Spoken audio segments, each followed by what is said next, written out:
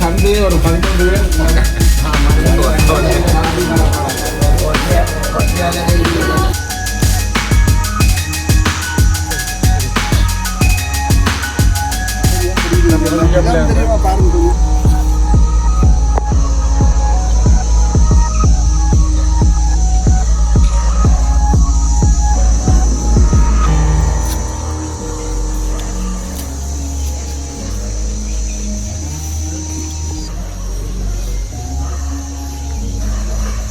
நன்றி. இறைவனை தேடி போயிட்டு இருக்கீங்க. அந்த இறைவன்ட்ட என் பேரையும் சொல்லி கொஞ்சம் அவரையும் கொஞ்சம் பார்த்துட்டேன்னு சொல்லி எல்லாம் சிவாஸ் சொன்னீங்க. நல்லா இருக்கும். கட்டாயம் கட்டாயம். உங்க வேண்டதெல்லாம் பாதிக்கும். உங்க வேண்டதெல்லாம் பாதிக்கும். உங்களுக்காக கட்டாயம் வேண்டுவோம். கட்டாயம் ஐயா, உங்களுக்காகவும் வேண்டுவோம். சந்தோஷம் ஐயா, சந்தோஷம். ரொம்ப சந்தோஷம், ரொம்ப சந்தோஷம். எத்தனை மைல் போகணும்? 30 மைலா? 30 கிலோமீட்டர். கிட்டத்தட்ட 30 கிலோமீட்டர் காட்டுக்குள்ளால போகணும். இப்போ நாங்கள் போக வேண்டிய அந்த டிராக்டர்லாம் ரெடியாக இருக்குது. எல்லா டிராக்டரும் 6 டிராக்டரில் இப்போ வந்து கிட்டத்தட்ட ஒரு 60 பேர் அப்படி போகிறதுக்கு இருக்கிறோம்.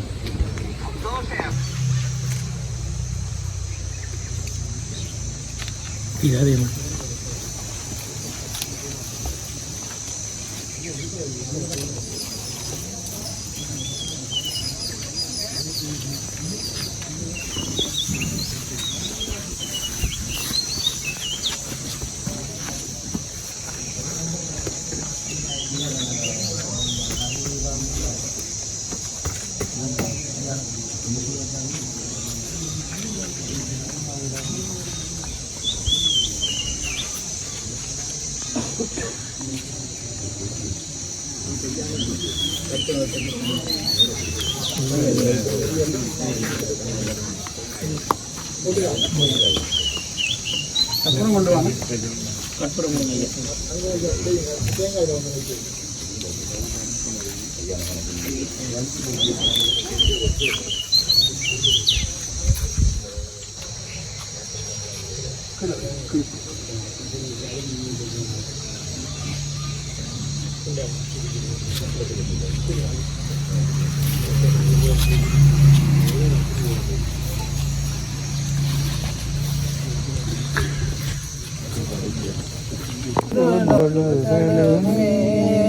கடல் தனிலமுதலோ கலந்த நங்கை மிடரினில் அடக்கிய லேடியரே, இதுபோல ஞானமா இவரும் நமக்கில்லையே, அதுபோல்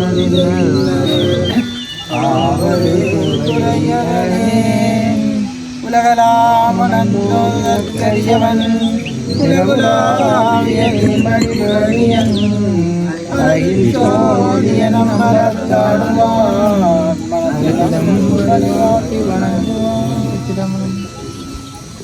கொண்டொரு கவேல் வாங்கி நின்ற முகமன்றோ, மறுபடி சூரரை வதைத்த முகமன்றோ, வள்ளியை மனம் புணர வந்த முகமன்றோ, அருமுகமான பொருள் நீருட வேண்டும், ஆதியருணாசலம் ஆனந்தவே.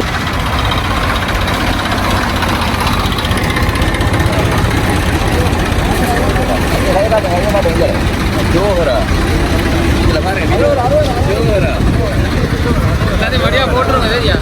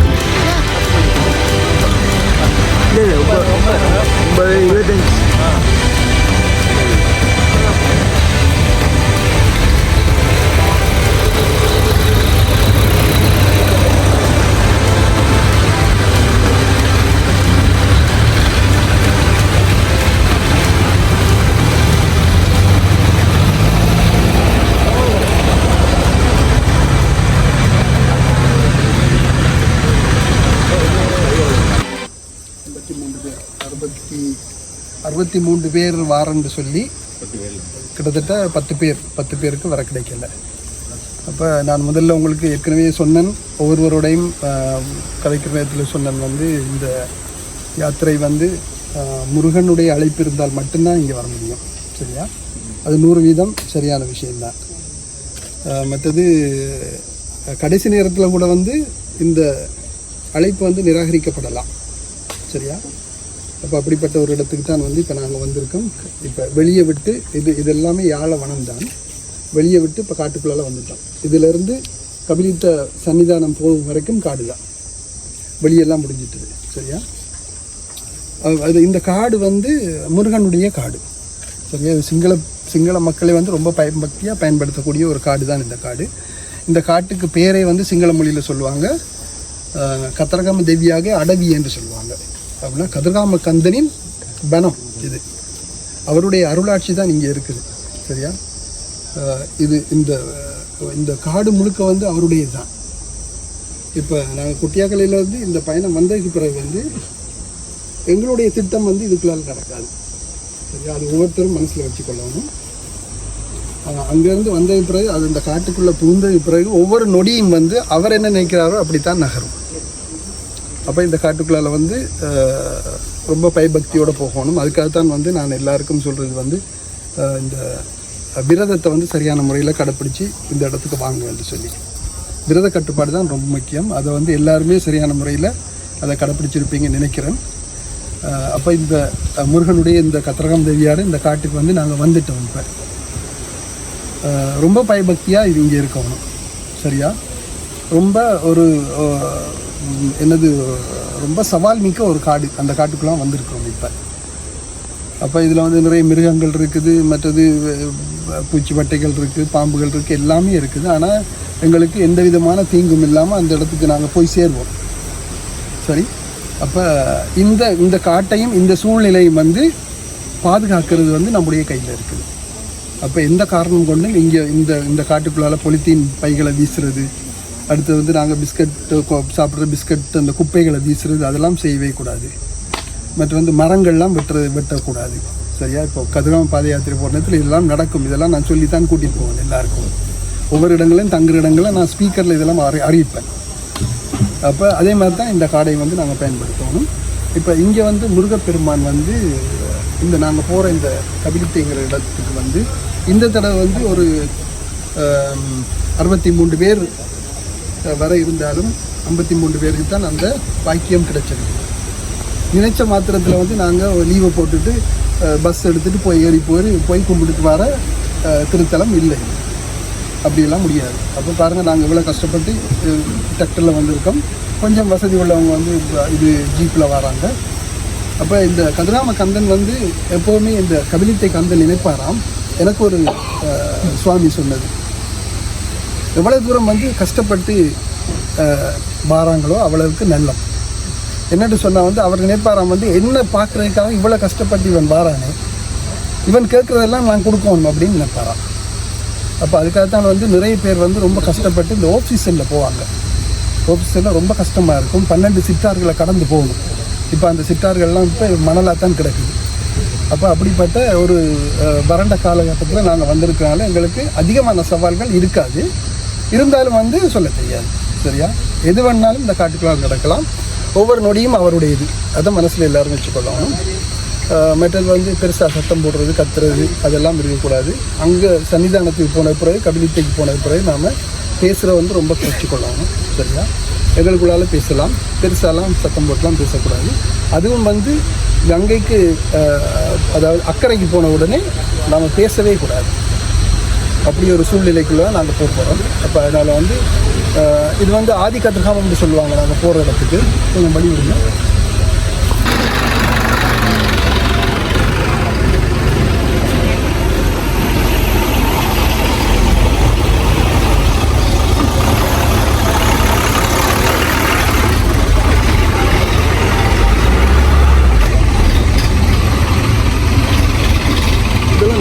போகுது.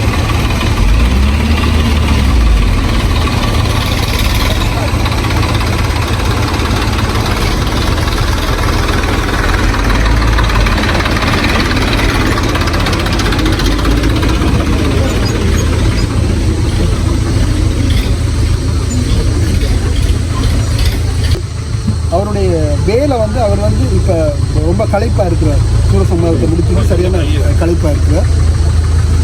அந்த சந்தர்ப்பத்தில் வந்து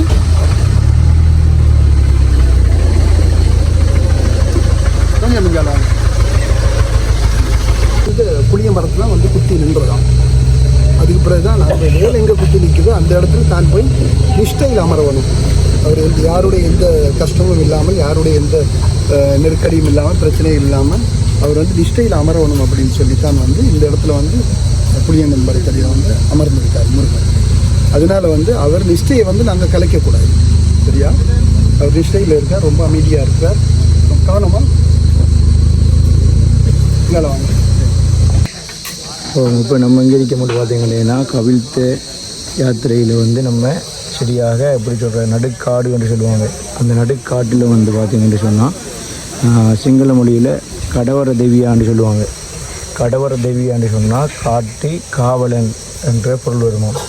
இந்த கடவர தெய்வி, அதாவது நம்ம இந்த காட்டுக்கு காவல் தெய்வம் பைரவர்ன்ற மாதிரி இவங்க இந்த சிங்கள மொழியாக்கள் வந்து வர கடவர தெய்வான்னு சொல்லி வர வழிபடுறாங்க. இப்போ இது வந்து நடுக்காட்டின் வழியே இருக்குது. இங்கே வந்து பார்த்தீங்கன்னா முருகனுடைய விக்கிரகமும் அதே போல் இப்படி பார்த்தீங்கன்னா இங்கே வந்து ஒரு வித்தியாசமான வழிபாடு ஒன்று இருக்குது. அந்த இலை குலையை வைத்து வழிபடுவாங்க. இந்த இடத்துல வந்து இலைகளை அதிகளவான இலைகளை வச்சு இந்த இடத்த வழிபடுவாங்க. அப்படியே வந்து பார்த்தீங்கன்னு சொன்னால்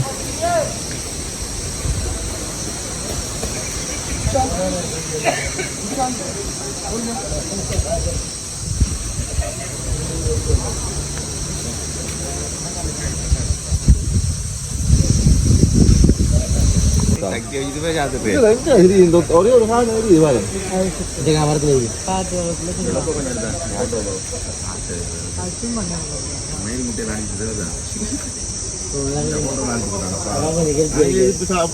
பறந்து போகும் போலாங்க.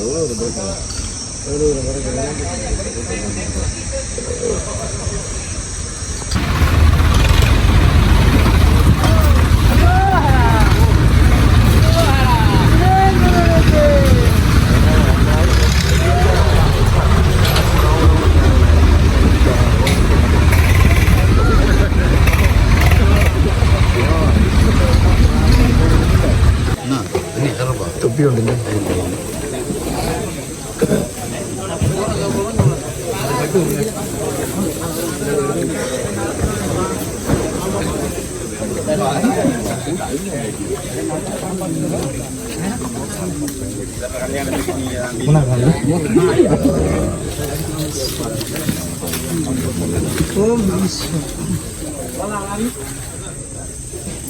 बढ़िया जो मन எடுங்க ஐயா. இது என்ன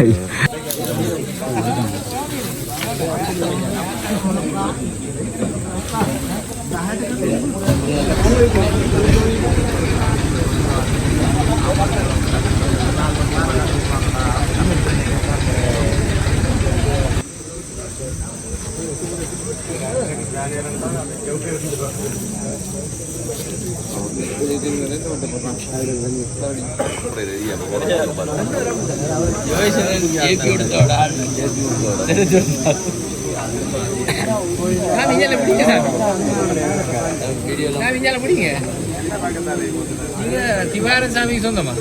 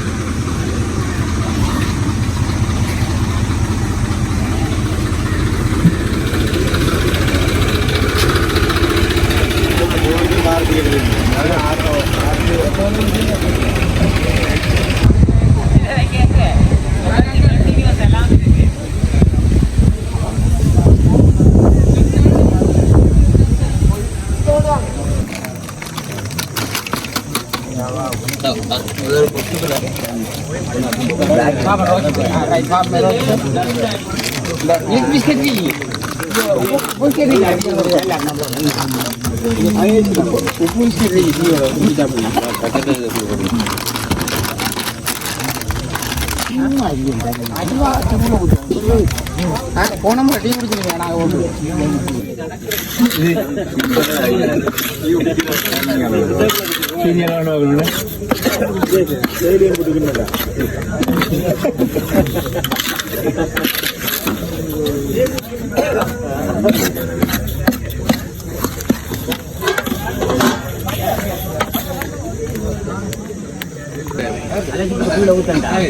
ஆளுகளில் ஊற்றிப்பாங்க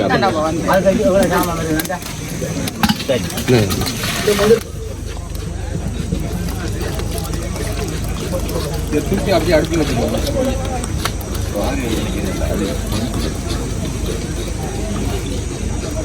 ஊற்றி பாருங்க நம்ம இறங்கி ஃபுல்லாக ஊற்றலாம்.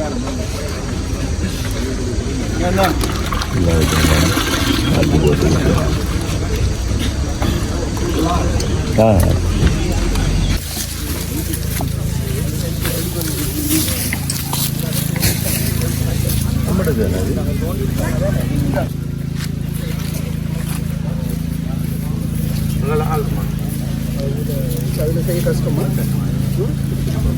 மூடி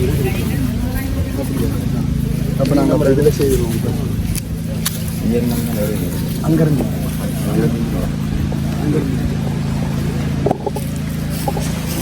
வந்து இப்போ நாங்கள் செய்ய போகிறது வந்து கபிலித்தை கந்தனுடைய சன்னிதானத்தில் ஒரு சம்பிரதாயமான ஒரு குளியல். இந்த குளியல் எப்படின்னு சொன்னால் வந்து ரொம்ப பழங்காலத்தில் வந்து வேடர்கள் அவங்க சம்பிரதாய முறைப்படி அவங்க செய்த ஒரு குளியல் தான் இது. இப்போ உண்மையிலேயே பார்க்க போனால் வந்து அவங்க இந்த மணல் இருக்கிற நேரத்தில் வந்து ஆற்றுல தண்ணி வத்தி இருக்கிற நேரத்தில் மணல் இருக்கும். அந்த மணலில் 7 பூவல் கிண்டுவாங்க. சரியா? 7 பூவல் கிண்டி அந்த 7 பூவல்லையும் வந்து மஞ்சள் தண்ணி போட்டு கரைச்சி அதில் வந்து 7 பூக்கள் போடுவாங்க. போட்டுட்டு இதில் 7 முறை குளிச்சுட்டு போகணும். தண்ணி அள்ளி நாங்கள் தலையில் தெளிச்சுட்டு அப்படியே போய் குளிக்கணும். அப்போ இது ஏன் இந்த சம்பிரதாயம் அப்படின்னு பார்த்தா வந்து தூய்மையாக எல்லாருமே வந்து தூய்மையாக வராங்க. எல்லாருமே வந்து இந்த விரதம் இருந்து ரொம்ப தூய்மையாக புனிதமாக தான் வராங்க. அப்போ வார நேரத்தில் வந்து அவங்கள அறியாமலே ஏதாவது ஒரு பிழைகள் ஏதாவது ஒரு தவறு ஏதாவது நடந்தாலும் அதை வந்து இந்த இடத்துல வந்து அந்த தவறை வந்து நிவர்த்தி செய்துக்கிட்டு போய் குளிக்கிறாங்க. குளிச்சுட்டு இன்னும் வந்து தூய்மையாக குளிச்சுட்டு தான் வந்து அந்த பக்கம் போய் கபிலித்த முருகனை வந்து அவங்க தரிசனம் பண்ணுறது. இதுதான் வந்து இந்த முறை. அப்போ இதில் பார்த்தால் வந்து மஞ்சள் தண்ணியில் வந்து மஞ்சள் கலந்துருக்கு. மஞ்சள்ங்கிறது வந்து நாங்கள் ஒரு புனிதமான ஒரு பொருள். அப்போ எங்களை உடலில் வந்து எவ்வளவு தீமையான எது இருந்தாலும் வந்து இந்த மஞ்சளில் நாங்கள் தலையில் அள்ளி ஊற்றுற நேரத்தில் அது இல்லாமல் போகும். அடுத்தது பூங்கிறது வந்து 7 பூக்கள் இருந்து சாதாரணமாக நாங்கள் ஒரு தெய்வத்துக்கு தான் பூவை போடுவோம். சரியா? இதில் வந்து பூவை வந்து எங்களுக்கு நாங்களே பூவையும் மஞ்சள் தண்ணியும் போட்டு தலையில் போட்டு குளிச்சுட்டு நாங்கள் இந்த சம்பிரதாயத்தை எங்களை நாங்களே தூய்மையாக்கிட்டு போய் நாங்கள் குளிக்கிறோம். அதான் வந்து இந்த சம்பிரதாயம். சரியா? அதை வந்து ஒவ்வொருத்தரும் வந்து இப்போ நான் எப்படி இதில் குளிக்கிறேனோ அதே மாதிரி நீங்கள் எனக்கு பின்னுக்கே வந்து ஒருத்தரை வந்து அப்படியே போய் அதில் போய் இறங்கி குளிக்கலாம். சரியா? இது கபிலித்தை கந்தன் முருகன் ஆலயத்தில் நாங்கள் செய்ய வேண்டிய ஒரு முக்கியமான சம்பிரதாய குளியல். நிறைய பேருக்கு இந்த விஷயம் தெரியாது. அதனால நிறைய பேர் வந்தவொடனே பாஞ்சு குளிச்சுருவாங்க. சரியா?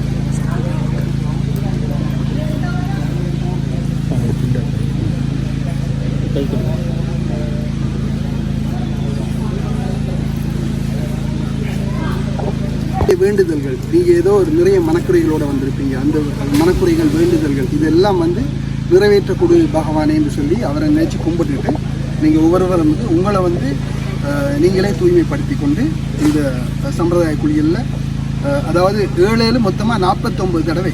அப்போ இந்த 49 தடவைங்கிறது மிக முக்கியமான ஒரு எண்ணிக்கை. 49 அது அந்த 49 எண்ணிக்கை வந்து பௌத்த சமயத்திலோட மிக முக்கியமானது. அதாவது புத்தர் வந்து புத்த பகவான் வந்து அவர் பரிநிர்வாணம் அடைகிறதுக்கு முதல்ல 49 நாள் இருந்து 7 இடத்துல 7 நாட்கள் இருந்து தான் அவர் கடைசியில் போய் அந்த போதி மரத்தில் போய் அவர் பரிநிர்வாணம் அடைஞ்சார். அப்போ பௌத்தர்களுக்கும் வந்து இது ஒரு மிக முக்கியமான இந்த 49 தடவைங்கிற எண்ணிக்கைங்கிறது ரொம்ப ரொம்ப முக்கியமானது அவர்களுக்கும். சரியா? அதுபோல தான் எங்களுக்கும். சரியா?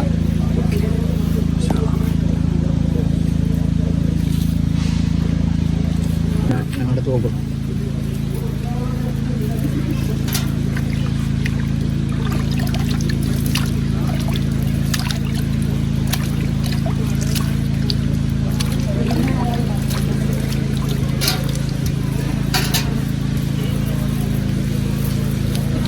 ஐயா அப்படியே ஒன்று ஒன்றா பார்த்தீங்களா